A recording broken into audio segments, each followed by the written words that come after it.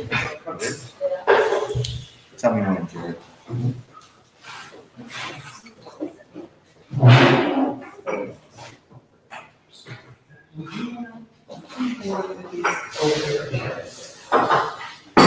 Thank you. That way I can. Okay, you're rolling in. Well, I want to thank you all for coming. You know, we are resilient, and I want to thank Tom for still making the trip. You know, when we brought Power and Love here last September, we always knew that it wasn't about Power and Love, although it was going to be a wonderful conference, and it was fantastic. We knew there would be a follow-up. We knew there would be a maintaining of that flame that the Lord was going to start here. From the very beginning, you know, our core team that started meeting a year before Power and Love to plan this, we always knew from the beginning that there would take a concerted effort to continue revival that the Lord was going to start through Power and Love, which he completely did. So now the question is, what does maintain the flame look like? What do we do? So we always had a vision for more, but we were just going to be open to the Holy Spirit to say, okay, Lord, how do you want to do this? You know, we've done monthly meetings and lots of love and actions, and all that's continuing. But we always felt like there would be another catalyst. There would be somebody come and throw a match in the gas to blow it up again. We knew that was going to come, but we're just waiting to see what the Lord would do. And just through really cool, I think, supernatural circumstances, the Lord connected us with CityQuake and with Tom's ministry, and we're moving forward to bring that here later in the fall. So I thank you for coming. I thank you to enjoy food, enjoy whatever you like, and I'll just introduce Tom. So I met Tom after I went to Power and Love, and my life got completely transformed.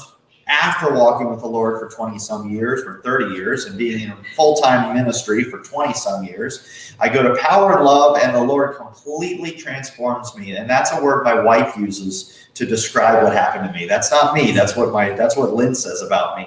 And so I wanted more. I wanted to coach. I wanted to use the skill set the Lord had given me. So I applied to team with them, and I went around the world to a couple of different places.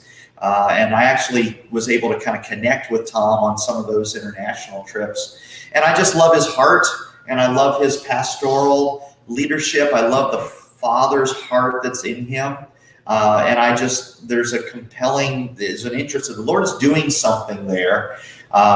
And so I just encourage you to just hear that heart for revival and to build the body here in unity. It's beautiful. So thank you for the opportunity. Here's my friend Tom. Thanks so much. I appreciate it. It's good to be here. I think you all know that because of all that's going on with the virus, that we went from one meeting of 30 down to 3 meetings of 10. So we'll just press on. They're going to serve food here in a little bit, and I'm just going to keep talking. So here's my goal. My goal is to share for about 40 minutes or so, and then take some questions, and hopefully I can share with you about CityQuake and get you caught up as to what's been going on. And I appreciate your time. I really do appreciate you coming out. And here's where I want to give you some background, because if you're going to understand what the heart of CityQuake, you really need to know a little bit of my own heart as to why I've been pressing in for this. I feel like I've been pressing into this for all 40 years. I've been a Christian about 41 years. Became a Christian at UNC Chapel Hill. Went there to play tennis. Grew up in a religious home. Went going to church, but pretty much figured that after a while, figured that God's on his side of the universe. I'm on mine. And it didn't seem like there was an overlap there. And so I'm just going to live my life the way I wanted. And was looking back, not at all proud of the life that I lived before coming to Jesus. Guy shared the gospel with me. He was on staff with Campus Crusade for Christ at the time, shared the 4 spiritual laws. And I was right. Like, I was one of those ready, low-hanging fruit. Came to Christ, and it was amazing. That very day, that transformed my life. That day I was talking to others about Jesus. because I was just so excited. How could I have not understood this amazing news of what Jesus did? And so I was very excited about it. So from that point on, I just began to talk about Jesus, win people to the Lord as much as I can. But pretty much, looking back, I realize now that I had one tool in my tool belt to win people, and that was the gospel of words, you might say. And there's nothing wrong with that. The gospel is the power of God for salvation, right? So it's great, but people need to want to hear the words in order for them to come. And what I realized is that the enemy had put such scales on people's eyes that there was a number of people out there. In spite of my best arguments, in spite of my best way of telling them why they shouldn't be in this religion, or be an atheist, or be an agnostic, or be whatever. In spite of my best arguments, that they were not coming to Jesus, and so I thought there's got to be a better way on this, and I knew that there was more possible tools in the tool belt, but I just didn't know how to get at them. I knew that the pattern was Jesus. I knew that what he did was amazing in terms of bringing people, but I couldn't quite get there. So I started a search really over a period of years. It probably was like a 15-year search of how do we get what Jesus did into our lives? How do we see the healing and how do we get it not just into our meetings, but into the streets? So I don't have time to go into all of that. I ended up becoming a vineyard pastor. I ended up being involved in 2 church plants in Connecticut, and I started a Christian counseling center. There's a lot of things that I was doing, but all in the back of my mind was, how do we win the lost better? And so when John Wimber kind of came onto the scene, I thought, well, he's seeing healing happen more than I had experienced in the past. I want to learn from that. And then when he died, Randy Clark was like the next guy that I thought, okay, he's also seeing a lot of healing. Went with him to Brazil, and there's a reason why I'm kind of sharing, like I said, we're sharing all this background, because you're gonna hear it. But went with him to Brazil, and these meetings in Brazil, it was like I could die and go to heaven now, because I felt like I was experiencing the book of Acts, right? And it wasn't just, a shoulder pain, did it really leave, or a knee pain or whatever, but it was like eyes, people are born blind, now getting their sight, people born deaf, receiving their hearing. And so people that have been paralyzed for years, getting up and running around the room. I mean, it was undisputable.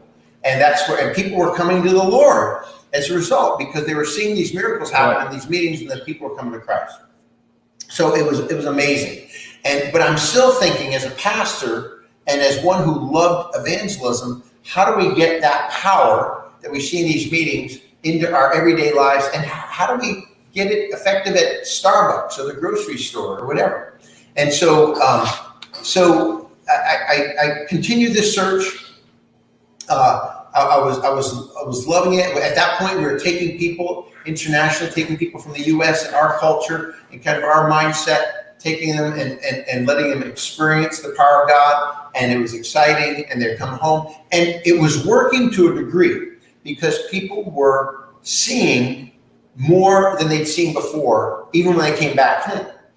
They were seeing a greater percentage of people healed and things like that. But it wasn't enough for me, because as I would talk to these people, and even in my own life, I was like, well, hold it, it's not happening as a way of life. It's and I realized what we're doing is we're modeling meetings. We're there, we're having meetings, we're talking about healing, we're talking about the power of God, right. We're having people come forward, praying for the sick, and people are getting healed. And if you happen to be a non-Christian, you're also going to get saved. Yeah. But it was not necessarily happening through our lives everywhere we go.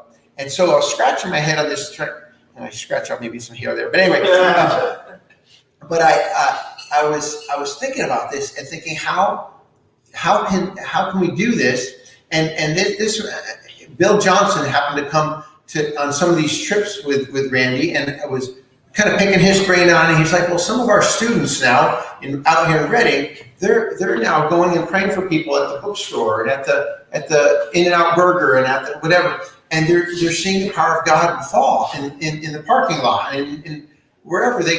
And I was like, that's it, Randy. That's so cool that's happening. Let's start a school of ministry here on the East Coast. And so he's like, yeah, that's great, Tommy. You do that. And so I ended up filling up my schedule even more. That was already busy, and starting the Global School Supernatural Ministry back in 2006. And that was amazing. We had 50 students. Now get this, see, because again, remember, my goal is to get out on the streets, right? So how do we do that? Well, if we just have good teaching and good worship and good fellowship and good ministry, I don't know if that's going to translate into getting out on the street. So we need to have some outreach time. So we scheduled these outreach times. And I remember the first one, sending out 50 students, dividing up into 25 teams of students, sending them out, thinking, Lord, I hope this works. I hope this works in the United States. And like, Lord, just let 2 or 3 groups have a good experience. And so they go out and they come back, because I figured if 2 or 3 groups have a good experience, then we can kind of live off of that, right. And they won't rebel and say, no, we don't want to do that outreach anymore. That's just for evangelists or whatever. And the first time we did this outreach, come back, I said, if anybody has a testimony of what God did on outreach, stand up and come and get in line. And the whole class stood up and get in line. Wow. It was like, and that day really changed the course of my life, because I knew from that day on, I wanted to equip people in this. I knew I needed to learn how to be equipped more, but I knew that was going in that direction, because it was almost like God was saying, Tom, if people would just get up, off the chairs, get out of the meetings and try this, I will back it up. It was just so clear to me, because every one of these stories and some of the most powerful things that happened the whole year happened that first day. It was like God was just saying, I am so in this. And so I was hooked in the best way possible. And so, but within 2 months, I was already antsy, because it's like, okay, we have these 50 students now that are absolutely becoming on fire. They're growing in maturity. They're realizing me and Holy Spirit really can do this. It's not just theory anymore. It's application in all life. And they're seeing the power of God work, so they're encouraged. But Lord, my question was, how do we do this faster? How do we do this faster? And I felt like I was supposed to resign. Like, this is 2 months into a 9-month school, and I'd already have other responsibilities on trips. And I'm like, I feel like I'm supposed to resign. I told Randy, I feel like I'm supposed to resign, and he's like, well, what are you going to do next? I have no idea. But here's what's going on. It's like, how many people can attend a 1 or 2 or 3 year ministry school? Well, some can, and that's amazing, but most can't. So it's like, what do we do for that other percentage of the Christian population that can't?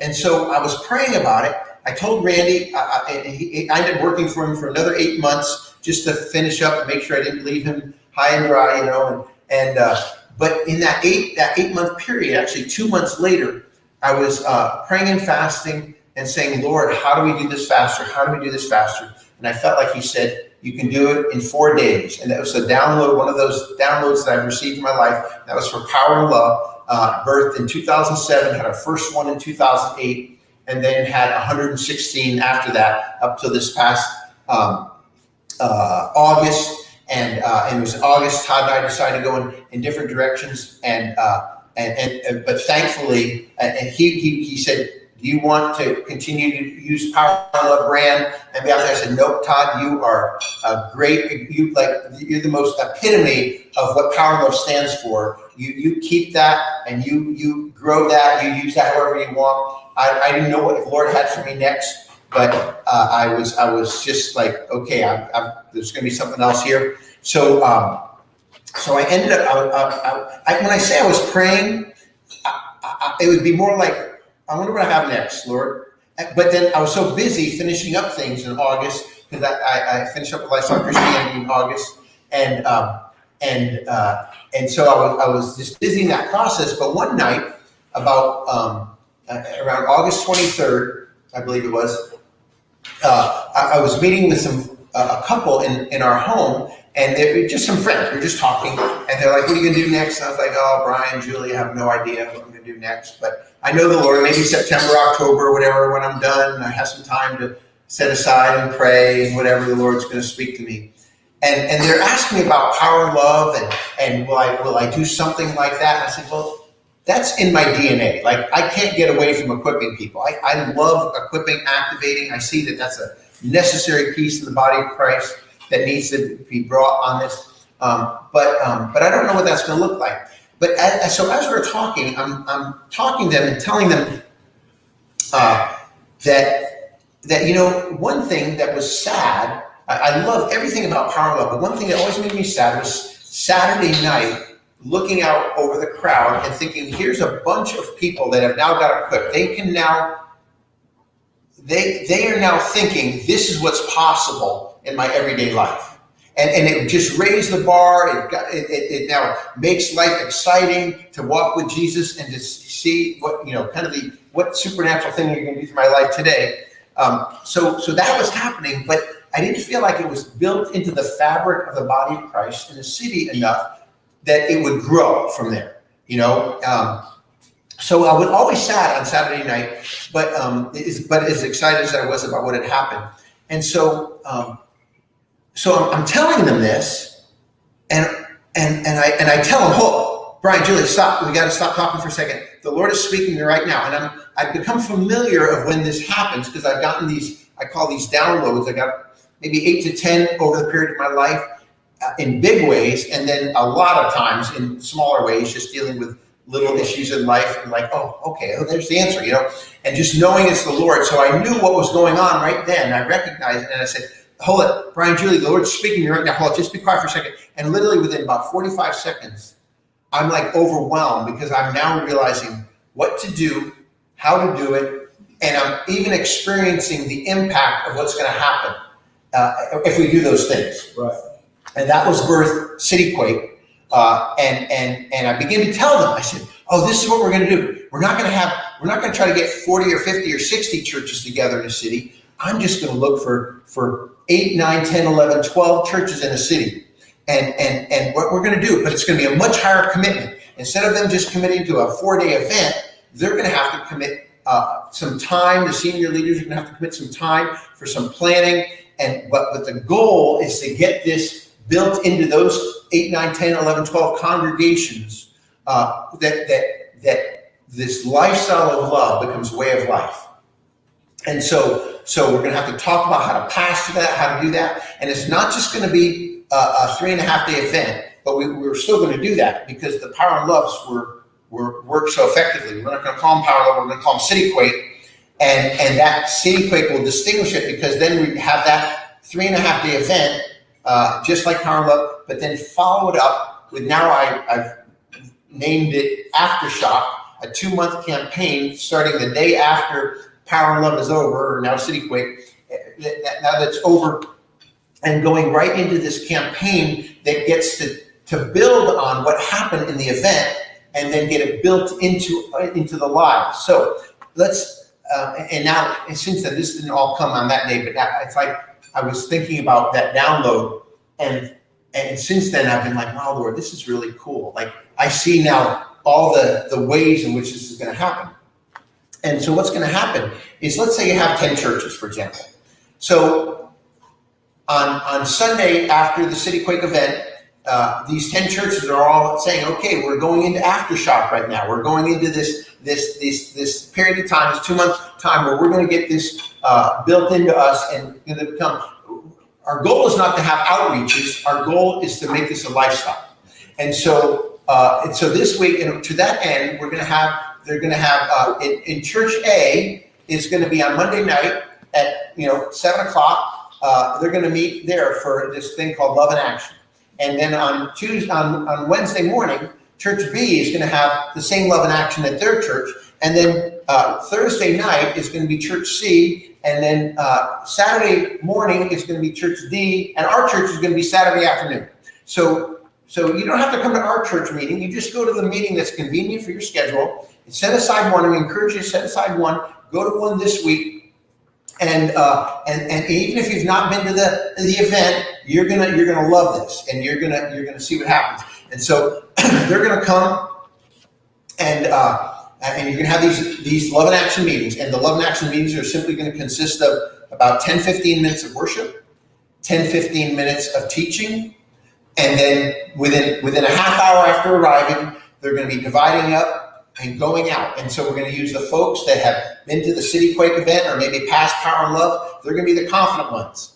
And they're going to be paired up with the not yet confident ones. And they're going to go out together. And it could be, somebody from Church A and somebody from Church C or Church F or G or whatever.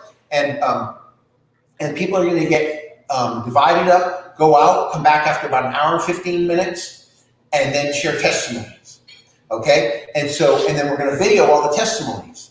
And then what's going to happen is we've had maybe 5 services, maybe 6 services that week. We're going to get a good video editor that's going to take clips of those testimonies and compile it into maybe a 4 to 5 minute video. And then that's going to be shown at all the churches on Sunday morning. And so what's going to happen is this. So let's say, hey, welcome. So let's say on that Sunday morning, there maybe 10% or 15% had come to the event, the 3.5 day event, right? But then that week, because they hear about this excitement, what's going on? City Quake, whatever. We weren't able to go to the event. We were too scared to go to the event, whatever reason. But okay, I'm going to try this. I'm going to try this Love and Action. So the goal is to see that percentage of people involved increase over these next 8-9 weeks in this aftershock campaign. But what's going to happen is this is how the increase, I believe, is going to happen. It's not going to be happening because we're going to be, the pastors are going to be getting up and saying, everybody needs to get out and be doing some evangelism. Every one of you need to be at one. It's not going to be because we're like corralling and pushing and, making people feel really guilty that they're not there. What's going to happen is the video, the 4 to 5 minute video, is going to be like, wow, look at that. That's not just our church leadership going out on outreach. That's Joe. I know Joe and I know Sarah. And wow, I would never think they were doing that. But they're like giving a testimony of how that God healed a leg through them. And this happened. And they got a word of knowledge. And it's that holy jealousy is going to rise up. And they're going to be drawn into this. And I mean, it may not happen the first week. Some of them, some people are a little bit more standoffish, like, oh, I thought this was just for evangelists. But it's happened with everybody now in our church. Maybe I don't want to miss out on this. And they're going to be wanting to go, and I believe that percentage of involvement is going to increase. And people are going to start getting excited, realize how easy it is. Because here's the thing. A lot of times Christians, I believe, have been discouraged by evangelism programs. And believe me, I've been through every major, you may name an evangelism training program, and I've been through it. I love evangelism, and I think they're all great. But what happens is, you get a mindset on this that my goal now is to win this soul to Christ, right? And what happens is that goal can so easily be blocked by that person not wanting to be led to Christ, right? As good as my presentation is. And so what happens is your goal just keeps being blocked over and over again. You're like, I don't know if I want to keep doing this, But we shift the goal and say, we want souls to be won for Christ, but we shift the goal just a little bit. We say, no, the goal of what we're doing is love. So even introverts, even shy, even those that are scared to death of talking, they can set their heart on love and love that person in front of them and believe that somehow God's going to show up in that conversation. And it's what happens. I can't even tell you the number of those that come up and say, I was so introverted, I was so shy, I get scared, I can't even talk in a group of 4. I never mind, But now they're like on fire. They're like lions that are like attacking their prey, but they're attacking in love. And they're realizing this is so much easier than I ever thought possible. I can do this in my Christian life as a way of life. So that's what we've seen now. And again, we've had 116 Power and Loves, and they're still doing them with Todd. But we've seen this happen so many times that I now believe that God is going to use the event, the 3.5-day event, to now lead into an increase in that city where it's going to be, I believe that there's going to be an upward spiral of what's going to happen because the power of the testimonies are going to be going out, and people are going to be realizing, wow, I want to get involved. Not that I have to, not that the pastor's telling me to, but I really want to try this in my everyday life. And that's the process of what's going to happen in that aftershock campaign. So the way that happened, I'm going to take some questions here in a second, but the way that hey there, welcome, come on in. So the way it's the commitment level. Let me talk about the commitment level now. Well, first of all, is there any questions before? Because I'm going to talk about finance, and I'm going to talk about how we get there, and kind of how just go into a little bit more detail. But I want to give you an overview. Welcome, guys. Thank you. Yeah. I just want to mention that because of the situation we're shooting our service for Sunday, and I'm scheduled because I have to sell out early. I just wanted you to know. Yeah. But also that we have your book, and we're very excited that you're here. Awesome. And can't wait to see what the Lord will do through us as a team. Great. Amen. Great. Well, we're glad you're here. We can keep you posted on what's going on. Absolutely. So, any questions? Any other questions? All right. So, it's been interesting today, going from one group of 30, 35, or whatever we're going to have, down to 3 groups of 10. So let me talk about the process, because it's, like I said, it's a much higher commitment. It's not just, okay, we're going to encourage our people to go to that conference. It's now, we're going to be involved. And so what I want to start doing, what we do is I meet by video conference call with the senior leaders starting about 3 to 4 months before the event to begin to talk, not so much about the event. The event is pretty straightforward. We've done enough Power and Loves that we kind of know the mechanics of that. I mean, we'll still talk about who the speakers are going to be. I mean, I pretty much have those set aside in the worship. We'll talk about a little bit of that, the registration price, things like that.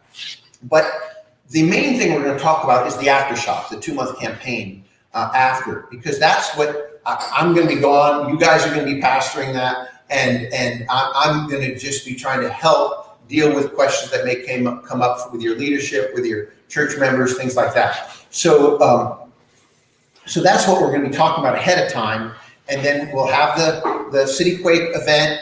We'll go right into aftershock, and then we'll go right into those Love and Action meetings, rotating around, and I will come in and meet with you in person about 10 weeks before the event. I'll meet with the senior leaders, and then if you want, and I recommend it, to at least meet with you and whoever leadership team that you would like to set aside for that, because then I can answer their questions, and they can say, how's this going to work, whatever, in our church. You're probably going to have, I mean, if it's the normal schedule of 10 churches, we're probably going to have about 5 services a week. So probably a service will happen at your facility about 4 or 5 times over the course of those 2 months. And so you're just going to need to know, I'm going to come up with the biggest key in those aftershocks is not so much the message, because you could do the message yourself, you could delegate it, or you could have a video. I'm going to be doing 15-minute videos of me. I might even get a couple other folks that I really think would be great at that. But the video, that teaching is going to be very pointed, because it's going to be things that, very practical aspects of what they need just before they're about to go out on outreach, right? And so it's going to be very practical, things like dealing with, how to deal with fear, how to hear the Holy Spirit, a little bit more on the gifts of the Spirit, how to step out and pray, how to be sensitive to people, just how to do this as an overflow so it doesn't become a work, it doesn't become a burden of like feeling like I'm obligated now, but how to keep the mindset of it being overflow with the Lord. Those kinds of very simple things will be some of the topics that at least I'm going to hit in those 15-minute videos that you can show. So we'll, I'll come in, like I said, about 10 weeks before the event, meet with you, senior leaders, talk more in person, and then meet with you and your leadership team if you'd like. And that leadership, that extent of that could be 5 people, it could be 50 people, depending upon whoever you want. Very informal meeting, sharing a little bit like this, and then answering questions. And then we'll come back to the event, and then I'll come back again a month into the aftershock. So about halfway through the aftershock, I'll come back again, meet with senior leaders. And the main purpose of that visit is to talk about where do you go from here? In a month, this is going to be over. I believe there's going to be that upward spiral, but how do you keep things going? And one of the things that I believe that we're gonna talk about is something that I know, again, when it's the Lord, when it's like really simple, but it really makes sense, and something hit me about 3 weeks ago, when I was asking him, Lord, how should this work after aftershock is over, okay, in those 2 months? And I felt like that I would at least want to throw out there to the senior leaders, do it this way. Have a meeting with you and with the main evangelists in your church. Get together, form like a little evangelism committee, not of everybody who wants to do evangelism, but the main evangelists, and talk together. What is the strategy for seeing this built in long term? So that maybe if we've gotten up to 40 or 50% of the people involved, that it continues up to the 60, 70, 80, 90% of the people, and that, or new people coming in, or just it's becoming part of the culture. And I have a lot of ideas on how that can happen that we'll be throwing out there a month after the City Quake event. But I believe in general, there's going to be a real wisdom that's going to come together, because the goal of the purpose of these evangelists in your church are not just to do the evangelism, but it's to equip the saints to do the evangelism. So that's what you want to get them activated doing. And I have a lot of ideas in terms of modeling it. Can you imagine if you have 3 evangelists in your church, but you have, you still have that 10% that don't understand this, or, reacting to whatever. But can you imagine if those evangelists, they didn't say, we're not going to go on evangelism. They just, hey, to that 10%, let's set up an appointment. I just want to meet at Starbucks. And then at Starbucks, they just start talking to people, and they just model what it's like to take away sometimes we build up these ideas of why we have these arguments against this. And when we see that it's so easy that all of a sudden we realize, wow, I can do this. Anyway, let me just talk about the financial piece, and then I'll take some more questions. How are we doing on time? All right, good. So I don't know if there's other folks that are going to be coming in, but maybe we can grab those for the next meeting and hold them out there, and we'll do it. But the financial piece is this. There's basically kind of 4 streams that I believe will come together and believe will either meet or exceed the budget that I have, that I believe is necessary. And those streams are this, that as soon as we commit to come to a city, in this case, Virginia Beach, we're hoping to be here September 16th to 19th. 16 to 19. We have that date set aside right now. I think we have probably, by either commitment form filled out or verbal, we're probably up to 5, 6 churches, something like that, and looking for about another 5 or 6 or so.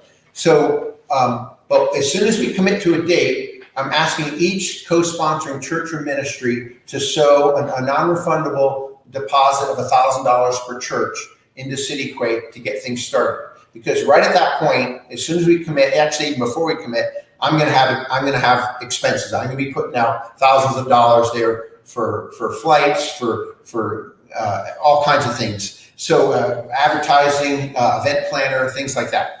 So that's something. Now, as quickly as I say that, I also say that if a church or ministry wants to be involved, can't afford the $1,000, you tell me what you can afford. if that's $100, if that's $500, whatever, that's going to be fine. I'll accept that. You're not going to be a second-class church.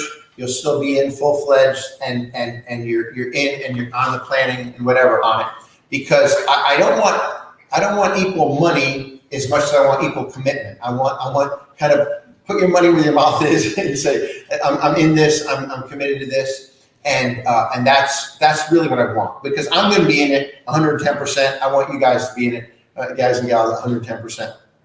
And so that's the first stream of income to help pay the bills. The other stream is that I know that if I have 10, 12 churches and in the corporate attendance of those churches are at least 15 to 1,700, I know we'll probably get a minimum of 300 paid registrants at the event, and that will bring in another $21,000. That will be helpful there. My goal is that I believe that the total event is going to be somewhere between 45,000, not for the event, but for the everything, for the time, for the event planner, for the advertising, for the honorariums, for the hotels, for the everything. That's as I calculated, it's going to be right in that vicinity.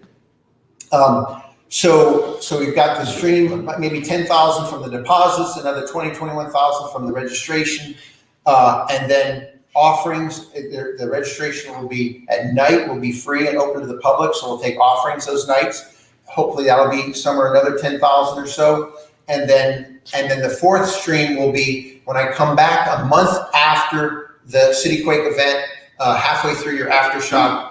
I will just I'm asking all the host churches to prayerfully consider this. If this has really been a blessing to your church, would you consider sowing an additional amount into City Quake to not only cause us to break even? I would actually love to go away from each City Quake with a bonus, with a plus of $10,000, $15,000, $20,000. And what will I use that for? For a vacation house and a new car. No, I'm just kidding.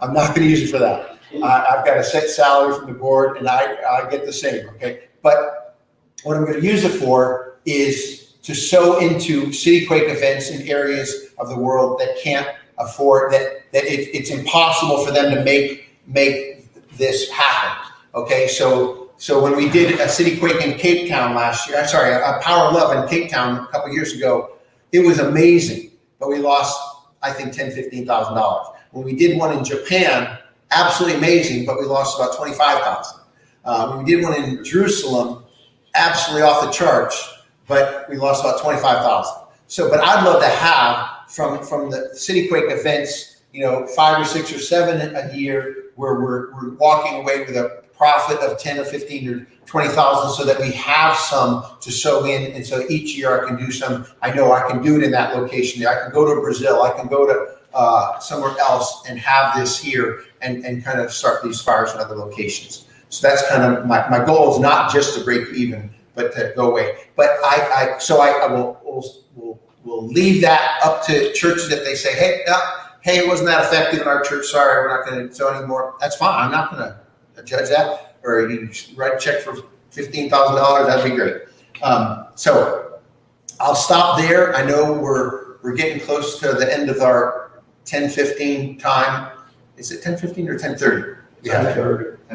10:30. Oh, okay. So we can go to 10:30. So I'm not doing bad. Okay, I thought I was doing worse than I was. Questions about anything now?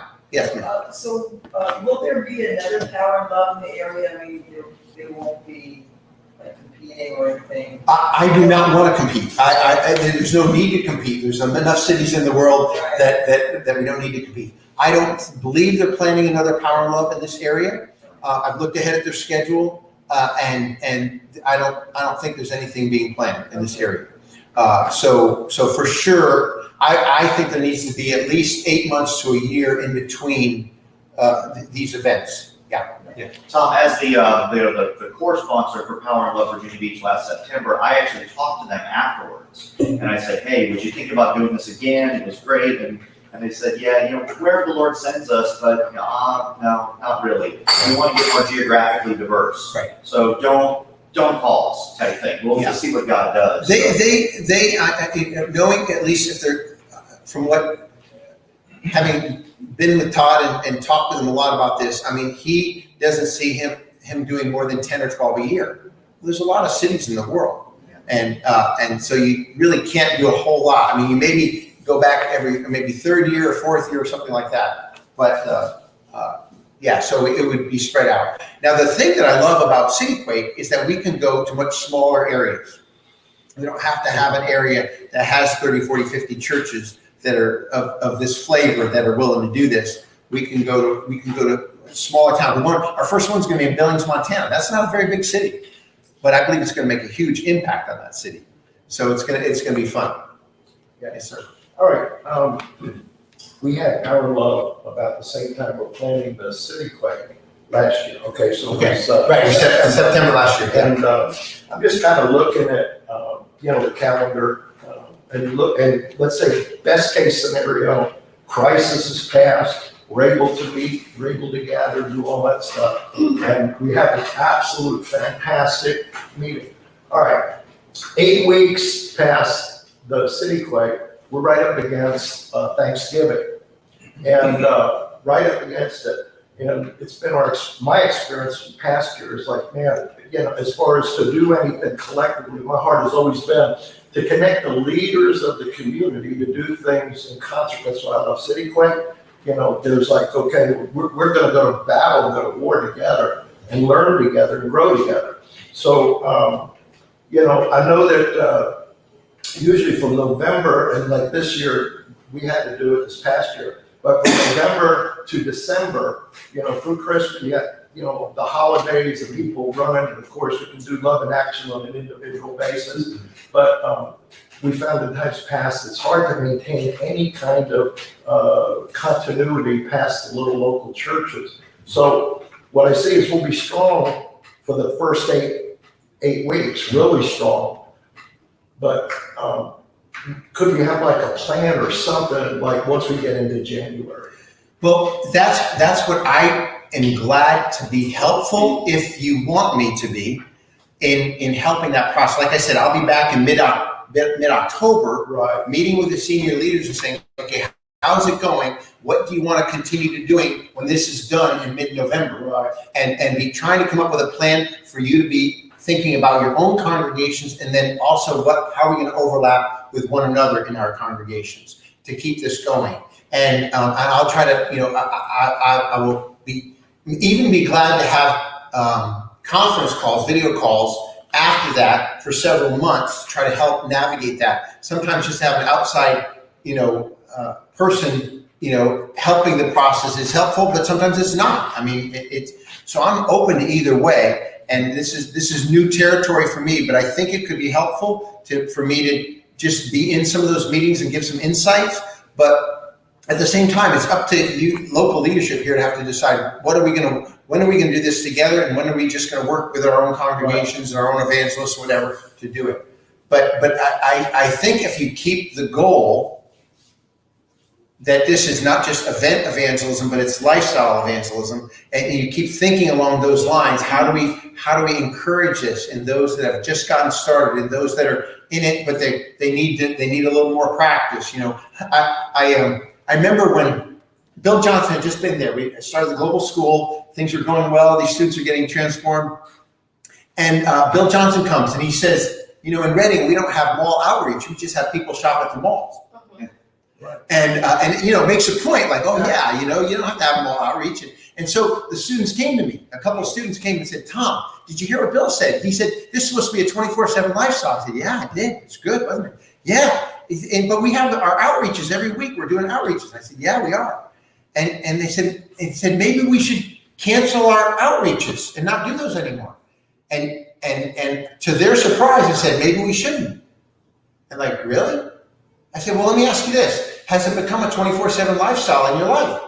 Like, well, no, it's more than I ever have, and I'm working at it, but it's not there. I said, well, as soon as it becomes a 24/7 lifestyle and all the students, we'll stop doing the outreaches, because there's no point in doing the outreaches then if it's a 24/7 lifestyle. So anyway, so that's the kind of the idea. The love and action services are a means to an end. They're not the end. Yeah, I would think once you've got us walking in that direction for those 8 weeks following the City Quest, we're going to be in that mode of operating in that same way. We can still create our own videos to continue on throughout the holiday season, you know, as we're shopping, doing whatever we do, our events, and just. I think there's certain things that you can do as a pastor that will actually encourage you. Henry Madab, he's a pastor in Ukraine. He does an amazing thing. He started, I don't have time to go into the whole story, but he's just an amazing, wise pastor. And again, this story is probably 10 years old, but he told us that what he started doing when this started getting into the culture, he started asking on Sunday morning. He said, how many of you this week had an opportunity to open your mouth and talk to somebody about Jesus? I mean, you might not have gotten very far. They might have shut you down, but you at least stepped out and talked about Jesus. Your hands would go up. And he said, okay, so of those hands that were just raised, how many of you actually, it went well, you actually talked to them about the Lord and they actually came to Jesus. You brought them to Jesus. And then of the first group, a subset raised their hand. And he said, okay, he picked out a couple of them. Come up here and share that testimony. You see what he's doing? And then he goes on, he said, how many of you this week stepped out to pray for healing for somebody? You may not have seen results, they may not have let you pray, but you stepped out, you asked somebody to pray for healing. Hands would go up. Of that, again, you know where this is going. How many of you actually, you saw somebody healed this week? And the subset would raise their hand, come up and share a couple of those testimonies. And then he didn't do this, but if I was doing, I would do the same thing with word of knowledge and prophetic. And how many of you actually connected with somebody and they were impacted by the power of the word that flowed through you? And I'd have so that's like amazing, I think, as a pastor, because here's what you're doing. You're immediately saying, this is our culture.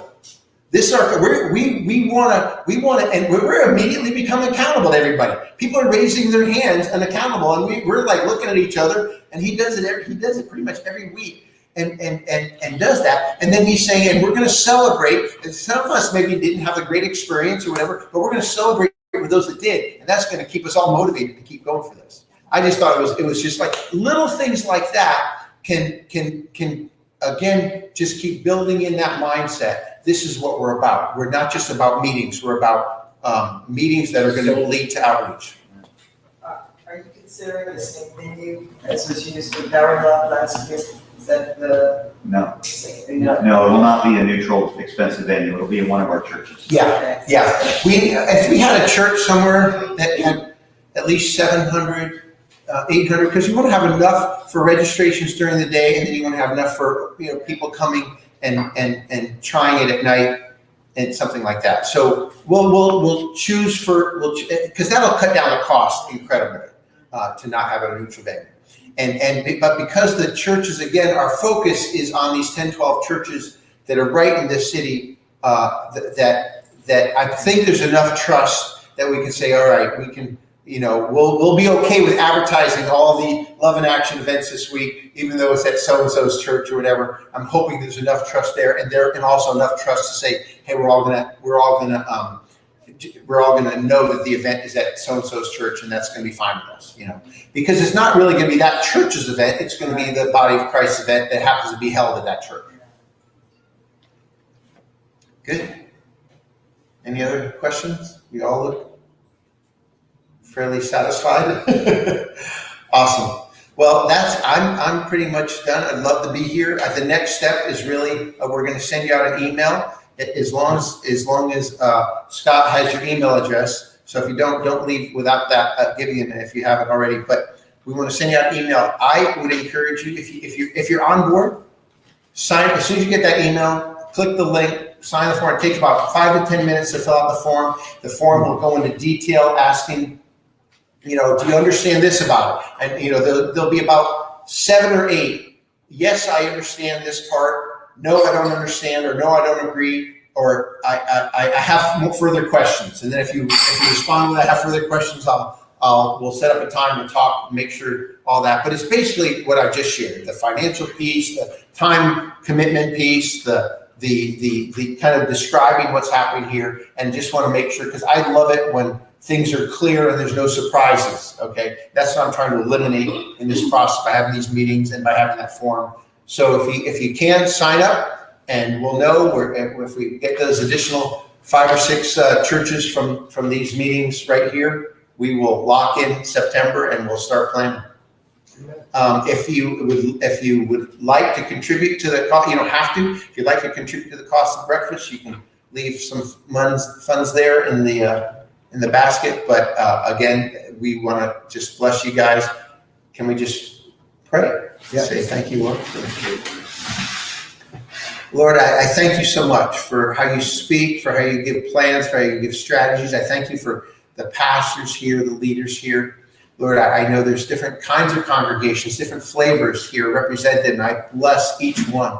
I thank you, Lord, for every service that they have, or even that they've had to cancel and showing them online. But Lord, I thank you for the power of the gospel that goes through electronic media. And I thank you that right now that believers all around this area are maybe with more time on their hands. They're saying, Lord, what do you have for my life? And Lord, I pray that you would equip the saints for the work of service right here in Virginia Beach, Norfolk area. I pray that there would be a major breakthrough in this area, that revival would, Lord, let it start here. Why not? Why couldn't it start in this area? Let it start here and let it spread. Let there be a model of what the church can be like, how the church can live out the calling that you've given to us. And Jesus, we do it all. We will, and one day we will celebrate at your feet and we'll cast our crowns down and we'll say, you are worthy, you are worthy, you are worthy for all that is happening. And I thank you for these men and women of God. I thank you for using them today. Let there be an overflow in their lives today, Lord. Let them just share the great news. Let them go back to their first love and say, I got to tell somebody about you, Jesus, today. We love you, Lord. Thank you. In Jesus' name. Amen. Amen. Amen.